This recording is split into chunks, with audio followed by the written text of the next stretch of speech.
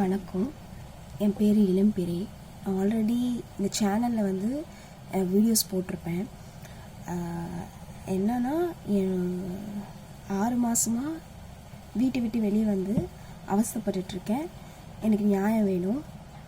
நான் போகாத இடம் இல்லை, நியாயமான வழியில் லீகலாக போய் எனக்கு ஜஸ்டிஸ் வேணும்னு கேட்டு பார்த்தேன். எனக்கு எந்த ரெஸ்பான்ஸும் இல்லை.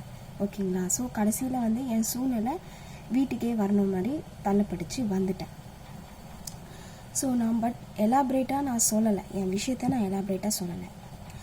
ஏன் எலாபரேட்டாக சொல்லலைன்னா, நான் ஒரு பெட்டிஷன் கொடுத்துருக்கேன், அதுக்கு ஆக்ஷன் எடுங்க, அதுக்கப்புறம் நான் எலாபரேட்டாக சொல்கிறேன். என் பெட்டிஷனே ஒழுங்காகவே ஆக்ஷனே எடுக்க மாட்டீங்க, ஒழுங்காகவே எடுக்க மாட்டீங்க. அதனால் ஆக்ஷன் எடுங்க, நான் எலாபரேட் பண்ணுறேன். இப்போதைக்கு நான் தோராயமாக இந்த விஷயம் சொல்லிடுறேன், எடுங்க. அதனால தான் நான் வந்து இந்த ஆஷ் போட்டு சிஎம் ஹெல்ப்லைனு, போலீஸ் யூஸ்லெஸ் அதெல்லாம் நான் போட்டிருப்பேன். அப்படியாச்சும் எதனாச்சும் நம்மளை கன்சிடர் பண்ணி என்ன இந்த பொண்ணு ஏன் எப்படி பண்ணுது அப்படின்னாச்சும் கேட்பாங்கன்னு சொல்லிட்டு தான் பண்ணேன். பட் யூஸ்லெஸ், ஒன்றுமே இல்லை. சரிங்களா? ஆக்சுவலி பார்த்தோன்னா இன்றைக்கி கால் வருது, எங்கள் அம்மா ஃபோனுக்கு கால் வருது, எனக்கு வரல. கம்ப்ளைண்ட்டு பெட்டிஷன் கொடுத்தது நான். ஓகேங்களா? பெட்டிஷன் கொடுத்தது நான் சிஎம் ஹெல்ப்லைனுக்கு போய் கொடுத்துட்டு வந்தேன். 3 பேர் மேலே பெட்டிஷன் கொடுத்தேன்.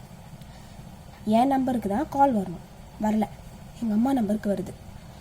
இந்த மாதிரி கன்வின்ஸ் ஆகிட்டீங்களா, அது மாதிரி அதனால் உங்கள் பொண்ணுக்கிட்ட ஃபோன் பேசணும் அப்படின்னு சொல்லிட்டு எங்கள் அம்மா வந்து ஃபோன் கொடுக்குறாங்க. அவங்களோட ஃபோனில் வருது, போலீஸ் கால் பண்ணுறாங்க, செவ்வாப்பேட்டை போலீஸ் ஸ்டேஷன். எனக்கு சாதகமாகவே ஏன்னா 6 மாதம் ரோல் பட்டேங்க. ஒரு பொண்ணு 6 மாதம் ஏதோ நான் ஓரளவுக்கு ஸ்ட்ராங்காக இருக்கேன், வில்லிங் பவர் அவ்வளோ இருக்குன்னு சொல்லிட்டு எவ்வளோ போராடி பார்த்துட்டு இதுக்கு மேலே வேறு இன்னும் பண்ண முடியாது. சரி, ஓகே, நம்ம கொஞ்ச நாள் இருந்து பார்க்கலாம், இதுக்கப்புறமா திருப்பி டிஸ்டர்ப் வந்துச்சுன்னா நம்ம வேறு எக்ஸ்ட்ரீம் போகலாம் அப்படின்றதுல தான் நான் அமைதியாக இருக்கேன். பட் எனக்குள்ளே இருக்க ஃபயர் வந்து இருந்துட்டு தான் இருக்கு. ஒரு எக்ஸாம்பிள் நான் சொல்லணும்னா, இப்போது அண்ணா யூனிவர்சிட்டியில் ஒரு பொண்ணு நடந்துச்சுல்ல, ஒரு பொண்ணு வந்து ஒரு பிரியாணி விற்கிற ஒரு பையன் வந்து பின்னாடியே வந்துட்டு ஒரு அப்யூஸ் பண்ணியிருக்கான் ஈஸியாக. ஓகே, ஈஸியாக அப்யூஸ் பண்ணிட்டான். So I am not such a character. நான் அந்த மாதிரி பர்சன் கிடையாது.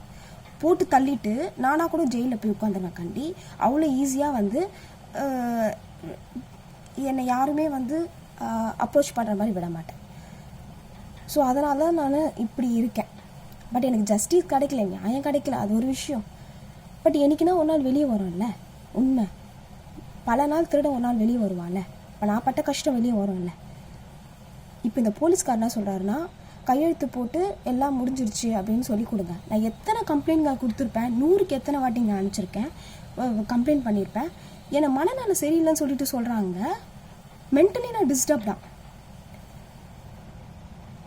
சரி, நான் விட்டுட்டேன். சரி, ஓகே, நெக்ஸ்ட்டு நம்ம ரைட் டைமுக்கு காத்திருக்கலாம், ஓகே, பார்க்கலாம் நெக்ஸ்ட்டு மூவ்க்குன்னு. பட் இந்த போலீஸ்காரங்க என்னை தூண்டுறாங்க. அப்படியே நிஜமான சொல்கிறேன், போலீஸ்காரெலாம் வெத்து வேட்டு. ஒரு பொண்ணு சீரழிஞ்சு ரேப் பண்ணி அவனை சீரழிஞ்சிட்டு அவங்க பதாவமாக நிலையில் இருக்கா தெரியுமா அந்த பொண்ணை. அப்புறம் இவனுங்க வந்து காப்பாற்றுறேன்னு சொல்லிட்டு சட்டத்தை தூக்கிட்டு வருவானுங்க போலீஸ். அப்போ தான் ஆனால் சொல்கிற பாருங்க, கேவலமற்ற சமுதாயத்தில் இருக்கிறீங்க நீங்கள்லாம், கேவலமற்ற சமுதாயம்.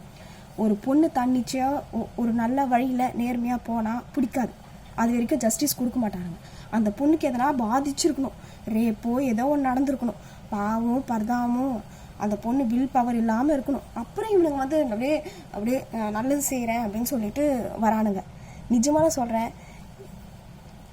வேஸ்ட்லெஸ் ஃபெலோஸ். இந்த போலீஸ்லாம் வேஸ்ட், 0%.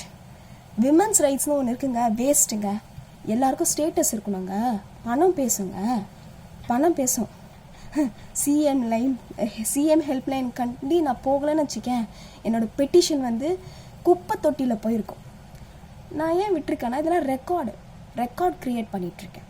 ஒரு நாள் வெளியே வரும் நான் என்ன பண்ணிகிட்ருக்கேன், நான் எவ்வளோ கஷ்டப்பட்டேன்னு, அப்போ தெரியும். இதெல்லாம் ஒரு ரெக்கார்டு தான்.